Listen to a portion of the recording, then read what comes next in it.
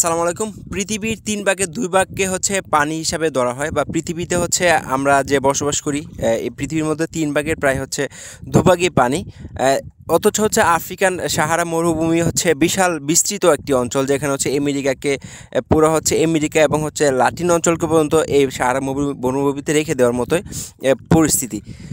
ঠিক এই মুহূর্তে যেখানে আছি এটা হচ্ছে একটি নদীমাতৃক বা হচ্ছে কৃষি প্রধান একটি এলাকার মধ্যে আছি, যেটা হচ্ছে কৃষি প্রধান একটি এলাকা যেখানে হচ্ছে ধান চাষ হয়। আমার আশেপাশে বিস্তৃত যে অঞ্চলগুলো দেখতেছেন একরের একর জমি বা হচ্ছে কয়েক হেক্টর জমি, পুরা বিস্তৃত টোটাল এলাকাটা কিন্তু এটা কিন্তু টোটালি হচ্ছে কৃষি প্রধান একটি এলাকা। অর্থাৎ এইখানকার মানুষজন হচ্ছে চাষবাসই সবচেয়ে বেশি করে, চাকরির থেকেও চাষবাসই হচ্ছে তাদের প্রধান হচ্ছে ইনকাম সোর্স। তো এই যে ঠিক এই মুহূর্তে দেখতে পাচ্ছেন চতুর্দিকে পুরো পানি ভর্তি, মানে হচ্ছে পানি ছাড়া আশেপাশে আপনি কিচ্ছু দেখতে পাবেন না, পানি পুরা ভরপুর পানি। একদম সামনে যে পর্যন্ত চোখ যায় বা পিছনে যে পর্যন্ত চোখ যায় বা এই সাইডে যে পর্যন্ত চোখ যায় কিন্তু পানি দেখা যাচ্ছে। অর্থাৎ ঠিক ধান কাটা সিজন শেষ হয়েছে মাসখানিক আগে, অলরেডি পানি চলে এসেছে। তো এই পানি হচ্ছে আরও বাড়বে, পানি বাড়বে। এখানে হচ্ছে সবচেয়ে সুন্দর যে জিনিসটা সেটা হচ্ছে এখানকার ধান হয় হচ্ছে এক বেলা, অর্থাৎ এক সিজন হচ্ছে কৃষকরা ধান চাষ করতে পারে, যে এখানে অন্য অন্য জায়গার তুলনায় এখানকার ধান কিন্তু কৃষকরা অনেক বেশি পায়।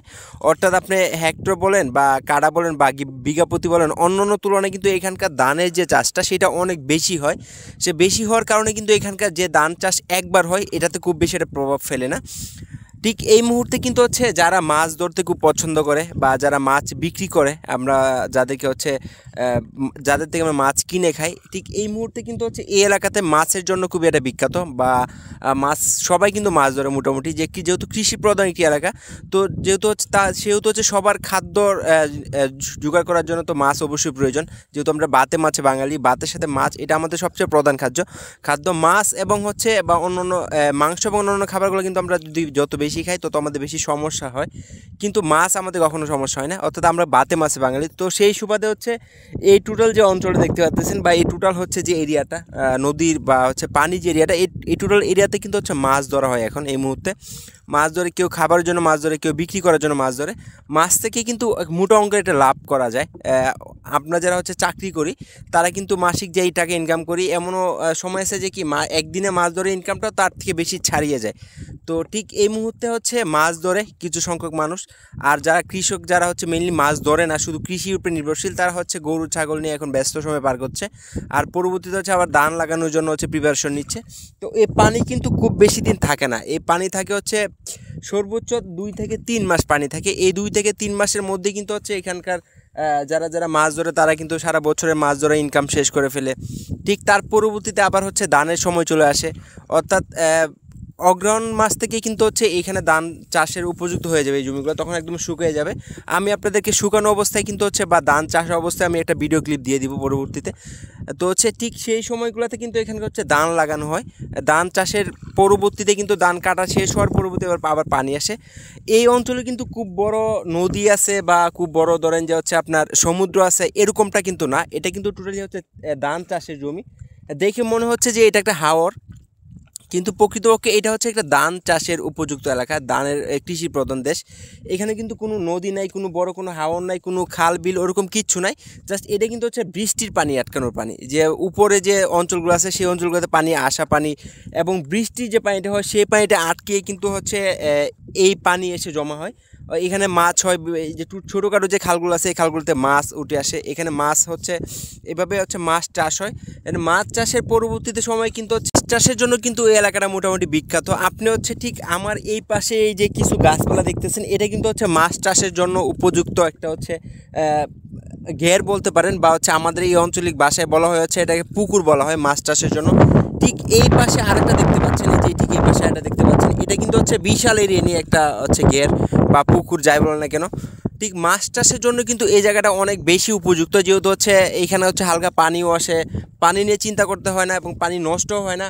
প্লাস তার পাশাপাশি ধানও আবাদ হয় এবং হচ্ছে মানে ধান আবাদ হওয়ার পরে যেহেতু কৃষি প্রধান দেশ, তো গরু ছাগল সবাই চাষ করে, তো লালন পালন করে। সেই সুবাদে হচ্ছে মাছের খাদ্যগুলোও কিন্তু খুব সহজেই তারা সংগ্রহ করতে পারে ধান থেকে, এবং হচ্ছে গরু ছাগল লালন পালন করে সেই জায়গা থেকে। তো এই কৃষি প্রধান একটি এলাকার মধ্যে দিয়ে আপনি ঠিক যখন হচ্ছে আপনি যদি বৈশাখ চৈত্র মাসে আসেন, তো চতুর্দিকে দেখবেন যে সবুজ অরণ্য, সবুজ আর সবুজ, গ্রাম বাংলার অরিজিনাল প্রকৃতি দেখতে পাবেন। তখন আপনি চারদিকে শুধু ধান জমি আর ধান জমি। ঠিক বৈশাখ জ্যৈষ্ঠ মাসে যখন আসবেন তখন দেখবেন কি হচ্ছে আপনার গ্রীষ্মকালীন ফল, আম, কাঁঠাল, জাম, লিচু সব কিছু আপনি এখানে পাবেন। সেই সাথে হচ্ছে দানের, যেহেতু কৃষি প্রধান, এটা কৃষির প্রধানের সবচেয়ে বড় একটা ফিল পাবেন এখানে আপনি। কৃষকরা কি বা কৃষি জিনিসটা কি এখানে হচ্ছে আপনি সবচেয়ে বেশি হচ্ছে উপভোগ করতে পারবেন। ঠিক আপনি যদি তার 1 মাস পরে আসেন, আষাঢ় শ্রাবণ ভাদ্র মাসে যদি আসেন, তো এরকম ঠিক পানি দেখতে পারবেন। আমরা ঠিক এই মুহূর্তে হচ্ছে আষাঢ় মাসে আছি, এটা হচ্ছে বাংলা যেটাকে আষাঢ় মাস বলা হয় এটাই। আমরা ঠিক আজকে জুন মাসে সম্ভবত 17 তারিখ। তো জুন মাসের 17 তারিখে কিন্তু হচ্ছে এটাকে কিন্তু হচ্ছে বাংলা মাসে আষাঢ় মাস বলা হয়। ঠিক আষাঢ়ে কিন্তু দেখতে পাচ্ছেন পুরো পানি হয়ে গেছে। এখানে পানি আরেকটু বাড়বে। আপনি হচ্ছে এই যে সাদা যে জায়গাগুলো দেখতে পাচ্ছেন, এই জায়গাগুলোতে কিন্তু হচ্ছে কিছুদিন পরে শাপলা ফুটাবে, শাপলা এবং হচ্ছে পদ্ম ফুল ফুটাবে। পুরো একদম সাদা এবং লাল সাদায় পুরো ঢেকে যাবে। খুবই সকালবেলা উঠে আসলে আপনি একদম পুরো পদ্ম ফুল দেখতে পাবেন, অনেক পদ্ম এবং শাপলা।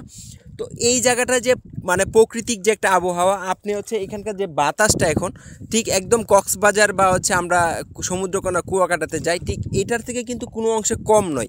ঠিক আমরা এই মুহূর্তে ডেঙ্গি নৌকাতে আছি, ডেঙ্গি নৌকাতে কিন্তু আমরা সামনের দিকে যাচ্ছি। অসম্ভব বাতাস দেখতে পাচ্ছেন, যেহেতু স্রোত, এটা কিন্তু স্রোত না, এটা হচ্ছে বাতাসের ঢেউ বলতে পারেন, বাতাসের ঢেউ। তো এই জায়গার যে একটা ওয়েদার বা একটা ফিল, এটা কিন্তু হচ্ছে আপনি অন্য কোথাও টাকা দিয়ে হয়তো কিনতে পারবেন না, টাকা দিয়ে কিনতে পারবেন না। এটা হচ্ছে একটা বাতাসের যে হচ্ছে গতিবেগ বা বাতাসের যে একটা তাপমাত্রা, খুবই শীতল একটা পরিবেশ এখন এখানকার।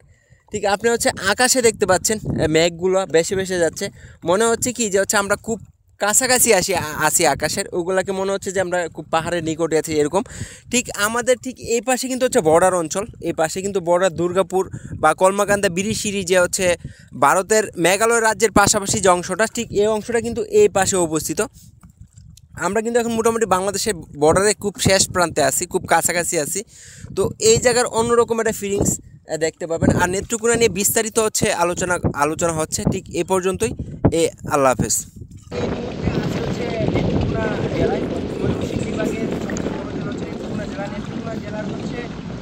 বারহাট্টা ইউনিয়নের হচ্ছে মোয়ালজোড়া নামক একটি গ্রামে আমরা এই মুহূর্তে আছি।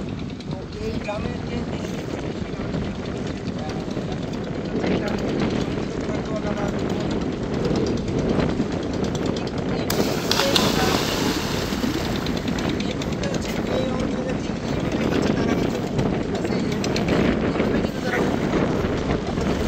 মতো একটা জায়গা, চারপাশে হচ্ছে